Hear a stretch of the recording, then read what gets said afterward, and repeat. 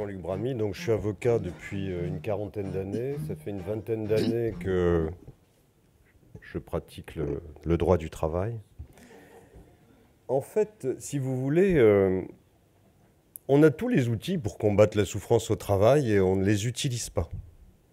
On a tous les outils juridiques, on a des comités d'entreprise, on a des CHSCT, on a des représentants du personnel, on a de l'inspection du travail, on a de la médecine du travail, on a des DRH, on a une montagne de textes, on a du pénal, on a du civil, on a tout ce qu'il faut. Ça ne marche pas.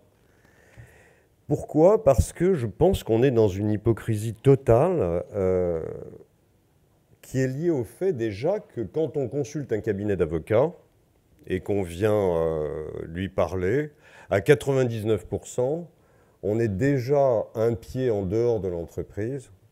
Quand il s'agit des salariés, on vient pour essayer de régler un problème qui va forcément être un problème économique. Combien?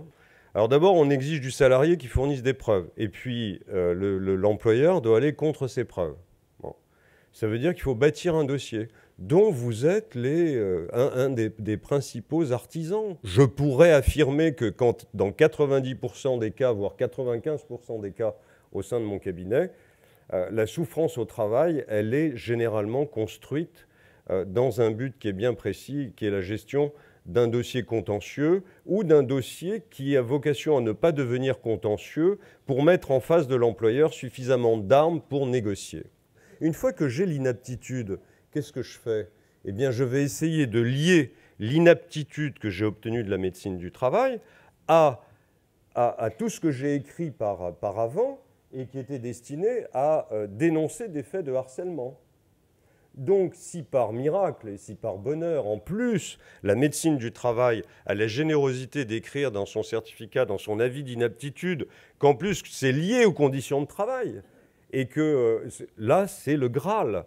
La médecine du travail offre le Graal aux salariés, comme vous offrez également le Graal aux salariés quand vous vous permettez de délivrer des certificats médicaux où vous mettez état anxio-dépressif lié à la situation de travail. Et les conséquences sont énormes, énormes. Nullité du licenciement, paiement du salaire depuis la rupture du contrat de travail, ça se chiffre en centaines de milliers d'euros parfois.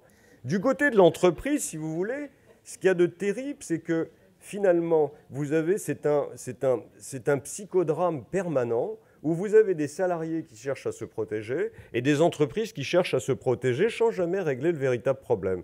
Parce que le véritable problème est rare. La vraie souffrance au travail est quand même rarissime. Si vous voulez, nous avons quand même, dans le vécu des cabinets, c'est quand vous avez une réalité de burn-out, puisqu'on a beaucoup parlé de burn-out ce soir, une réalité de burn-out, ça c'est une véritable catastrophe qu'on sait très peu gérer. Parce que la réalité d'un burn-out, c'est d'avoir en face de soi une personne physique qui n'est plus en capacité de quoi que ce soit. Même venir voir son avocat est une véritable difficulté. Et là, la gestion du dossier devient épouvantable.